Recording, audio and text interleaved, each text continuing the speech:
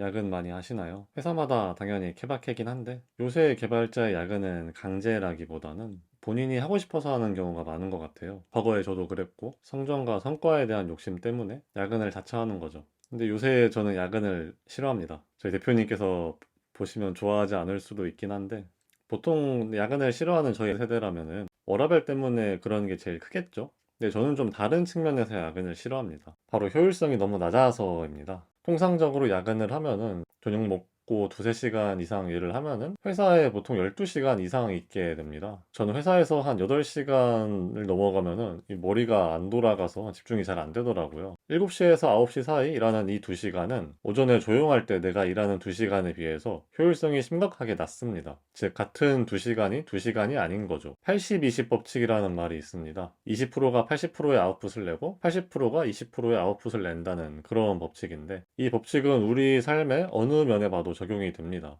상위 20%가 80%의 부를 차지하고 전체 유튜브 영상의 20%가 80%의 조회수를 차지합니다. 한 회사 매출의 80%는 20%의 제품에서 나옵니다. 우리가 설치한 어플이 아무리 많다고 해도 우리가 제일 많이 쓰는 거는 카카오톡, 유튜브 이 정도밖에 없죠. 80-20이라는 거는 비유적인 수치고 모든 영역에서 적용이 되는 것도 아니긴 합니다. 그런데 이 법칙으로 제가 말하고 싶은 거는 단순합니다. 결과의 측면에서 모든 활동의 인풋과 아웃풋이 1대1이 아니란 말이에요. 특히 우리가 머리를 쓰는 활동일수록 더더욱 그렇죠. 같은 법칙이 우리가 하는 일에도 적용이 됩니다. 생각보다 우리는 일하는 시간 8시간을 제대로 쓰지를 않아요. 동료들과의 잡담, 회의, 카톡, 이메일, 잦은 메신저 확인. 그나마 일을 하는 시간에도 이 검색하기 바쁘고 코딩은 많이 안 하죠. 설령 코딩을 한다고 해도 목표랑 빗나가거나 비효율적으로 일하기 일쑤죠. 여러분이 일하는 시간을 자세히 분석을 해보면 생각보다 코드 작성에 들이는 시간이 엄청나게 적다는 것을 알게 될 겁니다. 즉,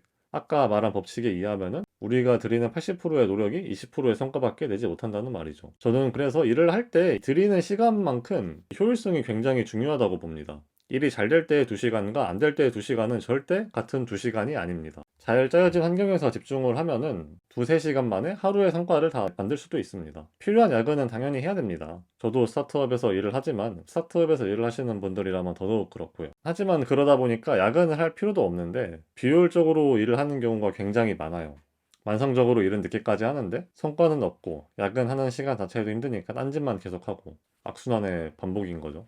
흡사 우리의 대학 시절 시험 기간이 생각이 납니다. 너도 나도 다 시험 기간에는 도서관 가서 늦게까지 공부를 하죠. 하지만 그중 공부를 제대로 하는 사람이 얼마나 있었을까요? 저도 사실 그랬고요. 새벽 2, 3시까지 있으니까 배고프니까 야식 먹고 얘기하고 노트북 켜놓고 카톡이나 보고 있죠. 늦게까지 있다는 걸로 자유하지 맙시다. 시험 기간에 밤을 새는 게 효율이 안 좋다는 걸 알면서도 밤을 새는 거는 내가 이렇게라도 해야 될 것 같은 안도감 때문에 그렇잖아요. 하지만 이 안도감은 성적을 올리는 데는 도움이 별로 안 되죠. 마찬가지입니다. 내가 늦게까지 일을 했다는 걸로 잘하고 있다고 생각을 하지 마세요. 생각보다 노력을 쏟는 거는 굉장히 쉬운 일입니다. 지하철에 첫 차를 타도 사람들은 생각보다 많고요. 한밤중에도 여의도를 가보면 빌딩에 불들이 다 켜져 있죠.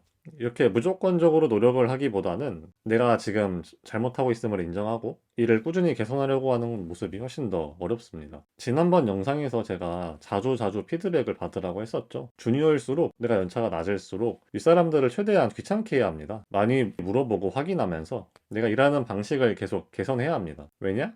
그렇지 않다면 내가 이렇게 드리는 시간들이 다 의미가 없어지기 때문이에요. 목표랑 동떨어진 일을 하기 일쑤고 성과는 안 나고 효율은 바닥을 칩니다. 이런 점을 교정하고 개선하려고 남의 시선이 필요합니다. 많은 분들이 개발 문화가 있는 곳에 가라고 말을 하는데 이게 별게 아니에요. 일하는 시간에 코드 리뷰하고 페어 프로그래밍하고 어떻게 보면은 이런 활동은 좀 비효율적입니다. 바로 이렇게 기능 구현하기도 바쁜데 그럼에도 장기적으로 볼 때 내가 일하는 방식을 교정하고 회사의 목표에 얼라인 할 수 있게 되니까 필요한 거죠. 거꾸로 본인 스스로 계속 개선하려는 노력을 한다면은 굳이 개발 문화가 있는 곳에 가지 않아도 돼요. 지금 있는 곳에 사수가 없거나 혼자 개발을 해야 되는 분들 분명히 있을 겁니다. 혼자 공부하시는 분들도 당연히 있을 거고 주위 친구들과 창업을 하신 대학생 분들일 수도 있고 그럴수록 매일매일 약간씩이라도 본인이 지금 일하는 방식에 대해서 계속 고민을 해보세요. 바뀌는 설정값을 환경 변수가 아니라 코드 안에 넣어둔 건 아닌지 기능을 업데이트할 때마다 코드의 너무 많은 부분을 바꿔야 되는 건 아닌지 빌드할 때마다 시간이 너무 오래 걸리는 건 아닌지 객체 안의 값을 보려고 매번 콘솔.log를 찍거나 프린트를 하거나 이런 걸 하면서 비효율적으로 디버깅하고 있는 건 아닌지 한 번에 많은 거를 바꿀 필요는 없어요.